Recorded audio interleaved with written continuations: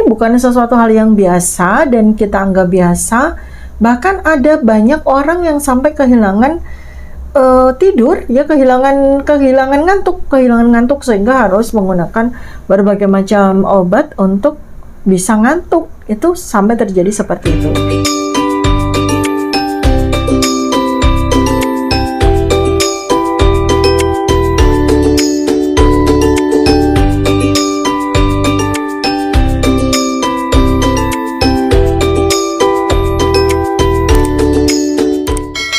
Banyak orang yang mengalami gangguan tidur pasca pandemi ini ya. Jadi selama 2 tahun hampir 3 tahun ini banyak sekali orang yang menyatakan ke saya, "Dok, kok sekarang irama tidur saya atau jam tidur saya jadi berantakan ya selama 2,5 tahun ini gitu. Kenapa ya, Dok?" gitu kan.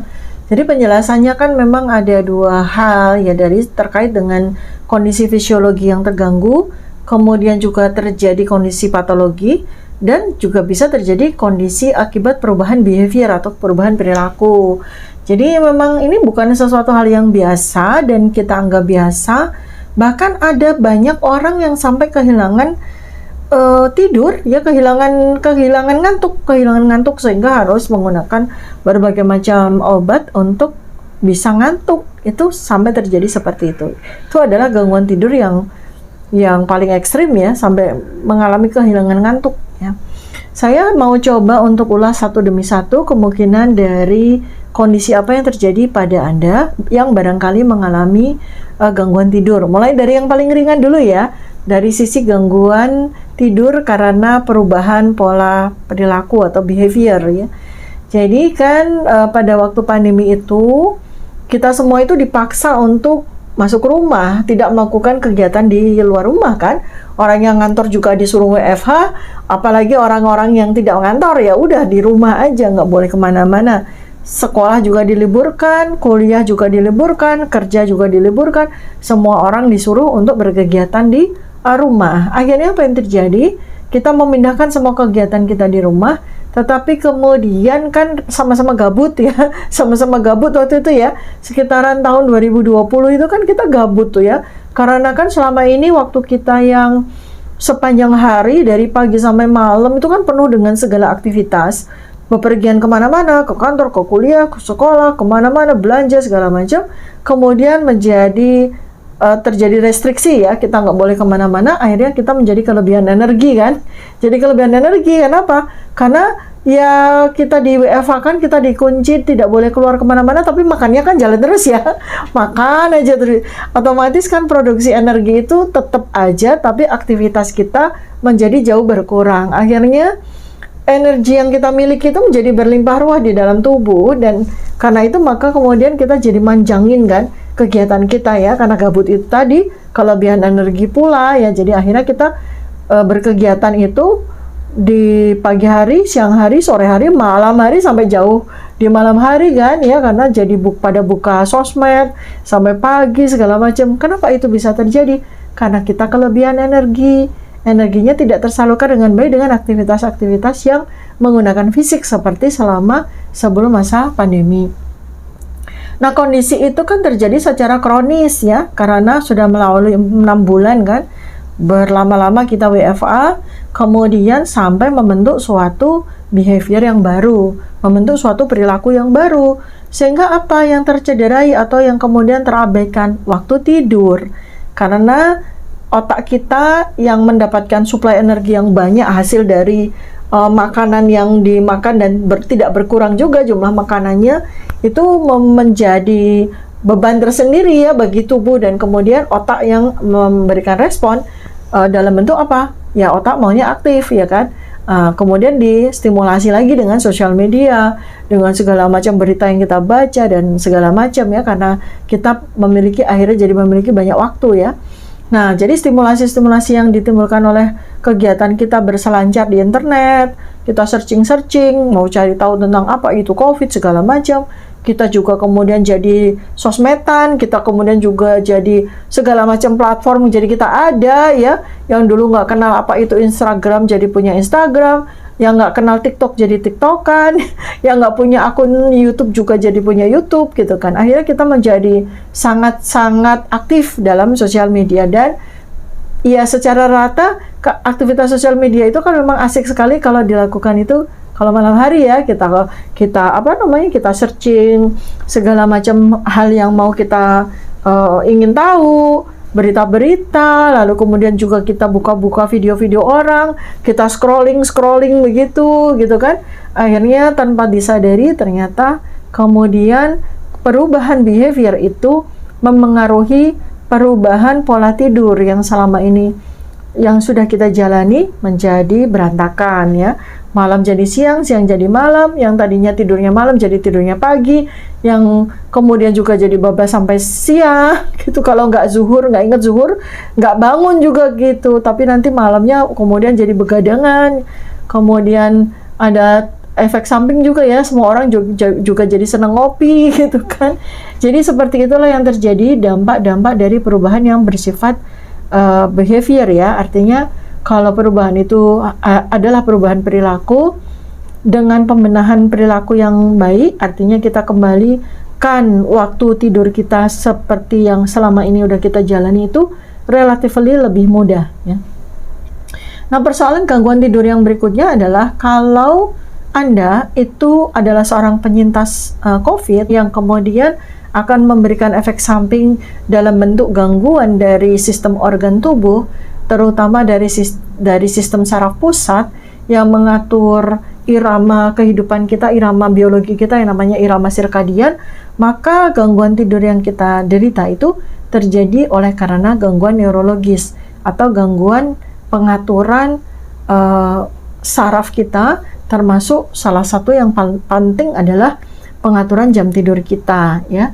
Terjadi defek atau gangguan neurologi yang kemudian membuat jadi irama biologi kita yang diatur sama otak itu terganggu juga, dan itu disebabkan juga karena imbalance atau defisiensi beberapa atau salah satu dari hormon otak yang mengatur bagaimana irama kehidupan kita, irama sirkadian kita. Salah satunya adalah hormon yang sangat penting untuk mengatur irama tidur kita, yaitu hormon melatonin. Akibat dari gangguan neurologi yang kita alami pasca COVID itu menjadi rusak atau terganggu sehingga kita mengalami defisiensi melatonin, dan itu kemudian akan membuat kita menjadi kehilangan rasa ngantuk ya. Dan rasa ngantuk yang akhirnya ditimbulkan bukan pada jam-jam kita tidur, tetapi mungkin pada siang hari dan sebagainya. Itu terjadi karena kita kelelahan, bukan karena kita ngantuk dan membutuhkan tidur. Karena apa? Respons tidur kita ngantuk itu distimulasi oleh hormon melatonin yang kalau kita sehat tidak mengalami gangguan neurologis, itu melatonin secara lazim, secara normal akan keluar pada saat-saat jam menjelang tidur orang kebanyakan ya, sekitar jam 21 kita udah merasa ngantuk, itu tandanya melatonin kita sudah mulai berproduksi, lalu kemudian kita akan berangkat tidur di jam 22 atau jam 23 malam ya, pada saat hormon melatonin itu mencapai puncaknya sampai di jam 1 dini hari. Itu yang saya sebut sebagai waktu mahkota, di mana kita sangat membutuhkan jumlah hormon melatonin dalam jumlah yang banyak untuk mengatur, untuk memelihara kecerdasan dan fungsi otak kita. Nah, tetapi karena terjadi mungkin tanpa Anda sadari Anda mengalami defek atau mengalami gangguan neurologi, gangguan sistem saraf pusat akibat dari COVID, maka Anda ternyata kemudian juga mengalami defisiensi produksi melatonin dan seterusnya ya, sehingga menimbulkan domino efek atau multiplier efek. Salah satu yang menjadi berat adalah gangguan tidur yang kemudian membuat gangguan neurologi yang kita derita itu menjadi semakin berlarut-larut ya. Itu adalah yang kedua ya, yang lebih berat daripada gangguan behavior ya, ini gangguan neurologi. Kemudian problem yang lebih besar lagi itu adalah kalau Anda yang mengalami gangguan tidur tanpa Anda sadari, Anda ternyata mengalami yang namanya PTSD atau Post Traumatic Stress Disorder. PTSD. PTSD ini Post Traumatic Stress Disorder, penyakit yang terjadi pasca trauma ya, penyakit yang disebabkan oleh trauma pasca suatu kejadian yang membuat kita mengalami traumatik ya, stres yang luar biasa yang membuat kita mengalami traumatik. Dan itu banyak sekali terjadi pada bencana-bencana yang melibatkan banyak sekali orang atau banyak wilayah. Salah satu tentu saja pandemi ini ya. Jadi pandemi ini membawa dampak banyak sekali orang yang mengalami PTSD. Apakah dia sempat terdiagnosis oleh dokter atau oleh psikolog, atau dia tidak merasakan sendiri, tetapi salah satu manifestasi dari PTSD yang terjadi itu adalah Anda mengalami kesulitan untuk tidur. Bukan sekedar gangguan tidur ya, tetapi kesulitan untuk tidur. Dan itu dikeluhkan oleh orang-orang yang kemudian tegak diagnosisnya mengalami PTSD. Umumnya saya ya, kalau terjadi satu bencana seperti COVID, bencana, gempa bumi, banjir, dan sebagainya, itu akan membawa stres yang luar biasa mendalam pada seseorang.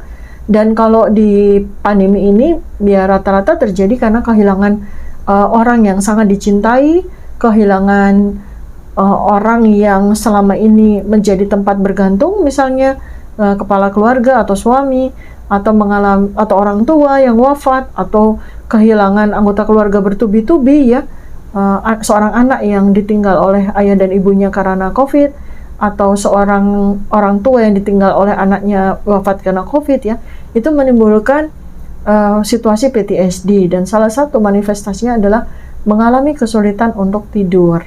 Ya, jadi ini bukan sesuatu yang sangat sederhana, sesuatu yang sifatnya kompleks, dan memang memerlukan terapi yang lebih kompleks sifatnya ya, karena terapeutikanya itu meliputi terapi behavior, kemudian terapi untuk rilis trauma, kemudian juga perlu atau tidaknya menggunakan medikamentosa ya, atau obat-obatan untuk mengatasi hal tersebut ya.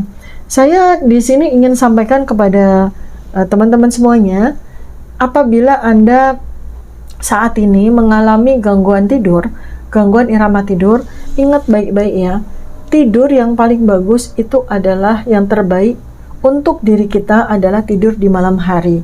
Di mana tepatnya, jangan sampai kehilangan waktu tidur Anda, utamanya adalah pada jam mahkota di malam hari, yaitu antara jam 23 sampai jam 1, di mana itu ada hormon yang namanya melatonin yang akan menjaga kesehatan dan keberlangsungan dari fungsi dan struktur dari otak kita ya, pemelihara otak itu hormon melatonin. Nah, kemudian kapan sebaiknya kita mulai untuk melakukan persiapan untuk tidur? Itu kurang lebih sekitar jam 21 atau jam 22 paling lambat Anda sudah bersiap-siap ya.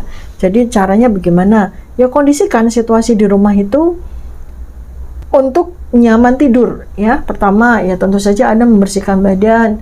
Buat yang belum mandi, jangan pernah biasain tidur tanpa mandi ya. Mandi itu penting sekali untuk membuang atau merilis kemungkinan virus-virus dan kuman yang Anda peroleh dari luar ya. Kemudian ganti baju yang bersih khusus untuk tidur. Kemudian lampu-lampu udah mulai dikurangi, diredupkan, terutama di kamar tempat Anda tidur. Kalau bisa tidak usah ada lampu, jadi cahaya cukup dari cahaya sayup-sayup dari luar saja, karena produksi hormon melatonin akan lebih optimal, akan sangat optimal kalau Anda tidur malam hari itu dalam keadaan ruangan tempat Anda tidur itu gelap ya. Melatonin akan senang gitu kalau semakin gelap ruangannya tuh, melatonin akan semakin banyak berproduksi ya, dan otak Anda akan terpelihara dengan baik. Dan pada saat jam melatonin itu, otak akan mengalami pemulihan, akan mengalami reparasi, akan mengalami restorasi, dan akan mengalami regenerasi, sehingga otak dengan pemeliharaan hormon melatonin itu akan menjadi lebih optimal ya. Jadi jangan sampai Anda kehilangan waktu tidur yang sangat berharga tersebut. Kemudian berikutnya, jadi Anda juga harus siap-siapkan tempat tidur yang baik, dibersihkan, jangan asal tidur ya. Jadi tempat tidurnya dibersihkan dengan sapu lidi gitu ya, dibersihkan. Kemudian kalau Anda punya keluangan ya, berikan aromaterapi yang lavender gitu, yang jasmine, jadi Anda juga tidur dengan nyaman. Kemudian jauhkan gadget ya, jauhkan handphone, karena ini tidak Anda gunakan pun juga mengirim sinyal elektromagnetik yang akan mengganggu fungsi otak, yang pada saat otak sedang harus diistirahatkan dan harus menjalani restorasinya ya, reparasinya. Jadi letakkan gadget pada tempat yang jauh dari tempat Anda tidur, sehingga gelombang elektromagnetiknya tidak mengganggu otak yang sedang menjalani restorasinya pada malam hari ya. Kemudian suara juga disilentkan saja, kecuali apabila Anda memiliki nomor-nomor yang memang itu nomor-nomor yang urgent ya, itu Anda atur dengan baik ya. Dan intinya adalah jauhkan dari tempat Anda tidur ya, tempat tidur Anda. Demikian juga dengan laptop, kemudian gadget-gadget yang lain ya, itu jauhkan dari tempat tidur Anda, karena mereka akan sangat mengganggu, gelombang elektromagnetiknya mereka tuh akan sangat mengganggu dan membuat Anda juga nanti akan kehilangan kesempatan untuk memperbaiki irama tidur Anda.